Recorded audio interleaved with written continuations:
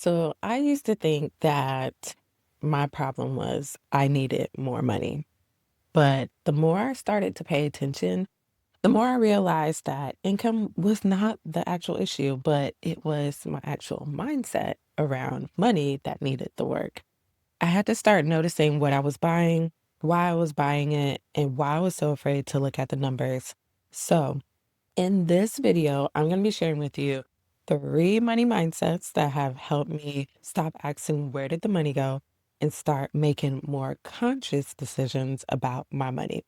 Before we jump in, if you make good money and you have said, where is it all going? Go ahead and subscribe. I am going to be documenting my journey in real time, the lessons, the mistakes, the money mindset shifts, the practical things, and the things that I stopped doing to avoid my finance and start building confidence with money.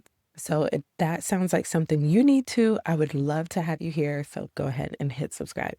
So first things first, my first money mindset shift I had to make was learning to pause and ask myself, do I need this or do I want this?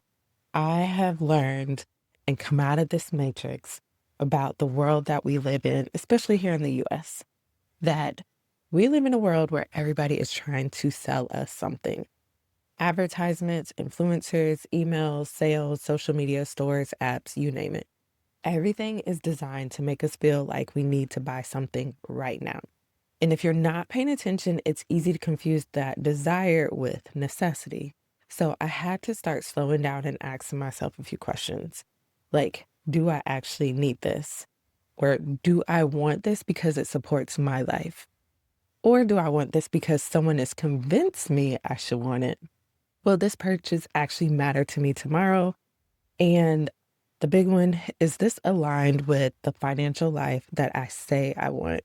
The shift is I want to be the one making the decision, not the ad, not the algorithm, not the sale, and not the version of me that is tired, overwhelmed, and emotionally spending.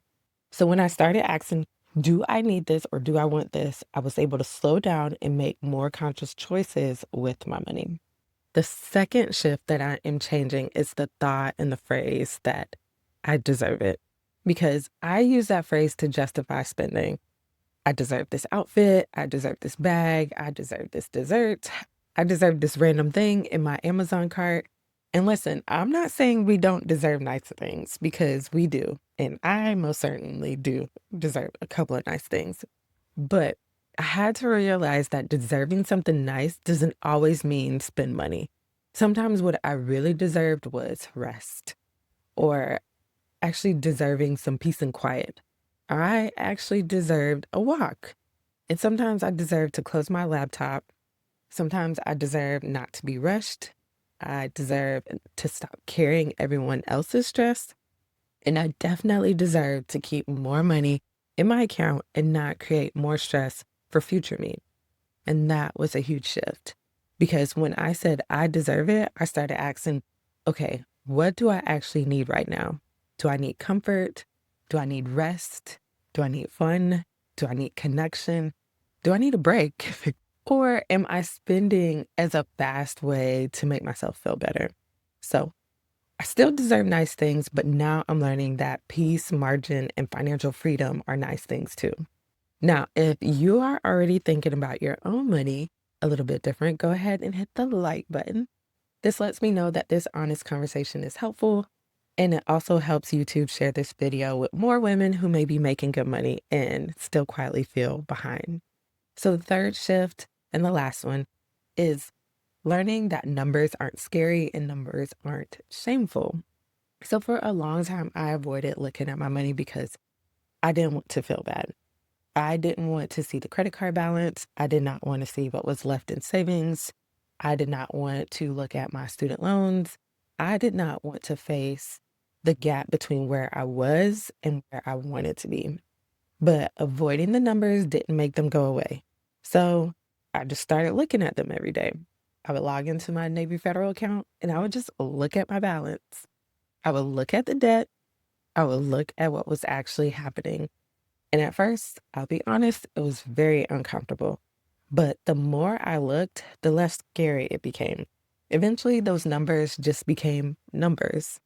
They weren't calling me irresponsible. They weren't calling me a failure. They weren't saying I was bad with money. They were just telling me a story. And they were showing me what happened and what needed attention and what I could do next.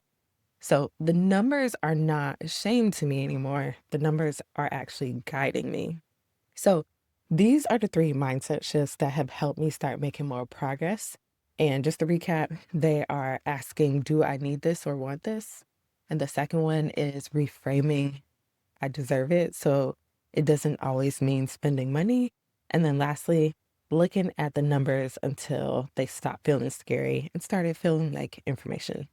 So if you are in a season where you're making good money but still feel behind, I want you to know you are not the only one. You do not have to fix everything overnight. And sometimes the first step is not creating a perfect budget. Sometimes the first step is actually changing the way you think about your money, your spending, and your numbers. Because once you stop avoiding it, you can actually start changing it. So let me know in the comments which one of these mindset shifts hit you the most. Is it asking, do I need this or want this? Is it changing the way you use I deserve it? Or is it finally looking at your numbers without shame? All right, that is it for this video. Definitely stay tuned for the next one. I will see you again next time. Take care.